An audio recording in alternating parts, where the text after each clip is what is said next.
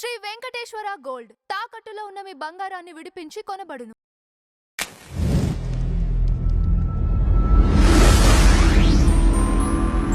నమస్తే అండి, welcome to tree media.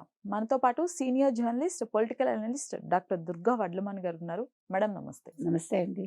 Madam, నేను మీకు కొన్ని రంజిత్ ఓఫిర్ వీడియోస్, పాస్టర్కి సంబంధించిన వీడియోస్ సెండ్ చేశాను. అవి చూసిన తర్వాత మీ అభిప్రాయం ఏంటి? అంటే జుగుప్సగా ఉంది అసలు.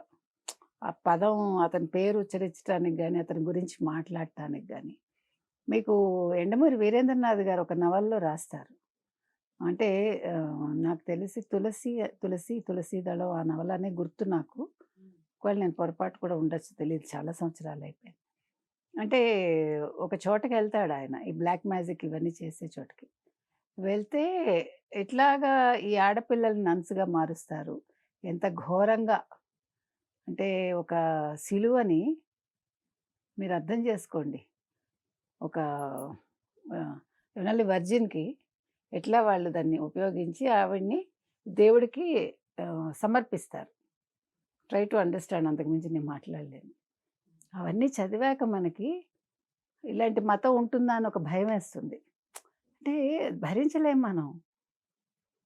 దానికంటే మామూలుగా పెళ్లి చేసుకుని పిల్లల్ని కానీ ఏదో మామూలు సంసార జీవితం ఒక మొగుడితో ఉంటే బెటర్ కదా.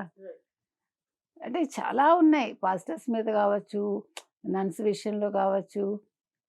చాలా కథనాలు మనం విన్న తెల్లారులేస్తే బోల్డ్ న్యూస్లు వస్తాయి. ఒక పాస్టర్ మీద అయితే ఒక చర్చ్ ఫాదర్ మీద కేసు పెడితే కేరళలో ఆయన బయటకు వచ్చి సంబరాలు చేసుకున్నాడు పాపం. 2 నన్స్ కేసు వేస్తే మరి వాళ్ళ పరిస్థితి ఏమైందో మనకు తెలియదు ఈరోజు. అంటే మత మౌఢ్యంలోకి వెళ్ళిపోతున్నాం మనం. మీరంటే ఈ ఓఫిర్ అనాలా, ఇది 15th సెంచరీలో కాయిన్ చేయబడిన ఒక పదం అండి. అంటే ఓఫిరిస్ట్ అంటారు. ఇది ఓల్డ్ లాటిన్ పదంట. అంటే దీనికి యాక్చువల్గా అయితే సత్యాన్వేషణ కిందకి రావాలి, కానీ ఈయన అన్వేషిస్తున్నది వేరు. ఈయన కృష్ణుడితో పోల్చుకున్నాడు, మీరు గమనిస్తే కనుక. అయితే కృష్ణుడి తత్వాన్ని ఈయన మాట్లాడుతున్నాడు, కానీ కృష్ణతత్వం వీళ్ళకి అర్థం కాదు. కృష్ణతత్వంలో గోపికలు 16,000 మంది ఉంటారు, కానీ 16,000 మందికి కృష్ణుడితో ఎటువంటి సంబంధం ఉండదు. వాళ్ళు సమ్మోహితులు అవుతారు అంతవరకే. ఆయన ఫ్లూట్ వాయిస్తూ ఉంటే వాళ్ళందరూ కూడా అంతకు ముందు జన్మలో వాళ్ళందరూ ఆయన భక్తితో ఆరాధించిన వాళ్ళు ఈ జన్మలో గోపికలుగా పుట్టారంటారు. అంతేగాని వాళ్ళు ఆయనకి ప్రేయసులు కాదు, ఏమంటారు, భార్యలు కాదు. ఆయన పెళ్లి చేసుకుందే అష్టమహిషలు ఎంతో ఆయనకున్నారు, అది వేరు.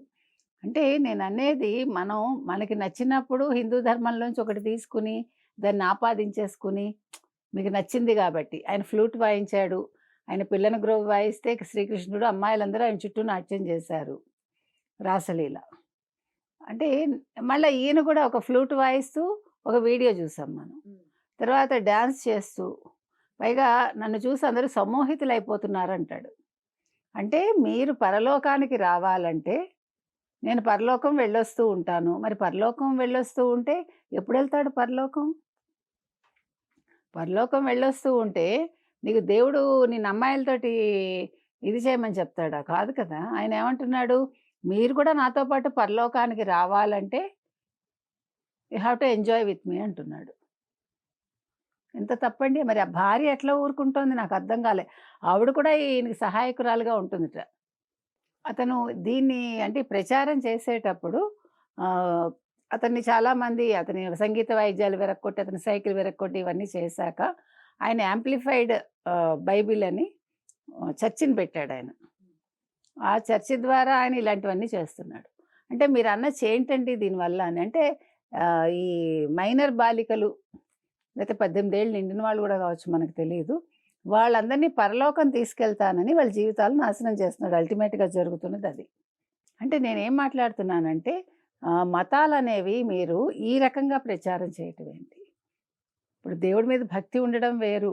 ఆ భక్తిని మీరు మీ అవసరాలకు వాడేసుకుని అమ్మాయిల్ని మీ ఏమంటారు, వాళ్ళని మీ వలలో వేసుకుని వాళ్ళ జీవితాలు నాశనం చేసి ఆయన ఎంత ఓపెన్గా చెప్తున్నాడంటే, వాళ్ళందరూ నా మీద వచ్చి పడిపోతుంటే నేనేం చేయను, నేను వాళ్ళని వాడుకోకపోతే నేను చేతకాని వాడిని అయిపోతాను అంటున్నాడు.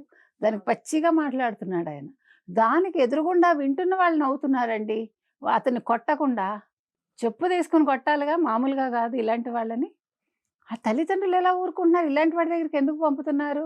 పైగా అంటాడు, మీరు నా దగ్గరికి వచ్చినప్పుడు నేను మిమ్మల్ని ఆ రకంగా చేయకపోతే నేను చేతకాని వాడిని అయిపోతాను.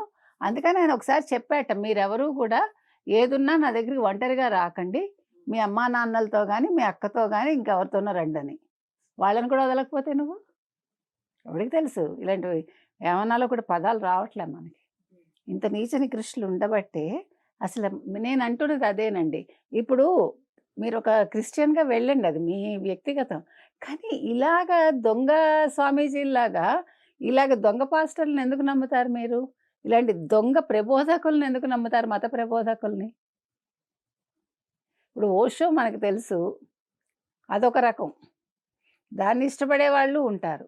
అంటే మనిషికి కామవాంఛ అనేది ఈ రకంగా ఒక మతాన్ని రంగు పులిమి దానికి, ఒక పరలోకం అనే ఒక రంగు పులిమి మిమ్మల్ని పైగట ఈయనకంట యేసు తక్కువట.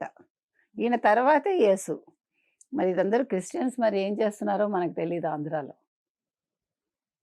చాలా అంటే ఇలాంటి వాళ్ళని వదలకూడదండి.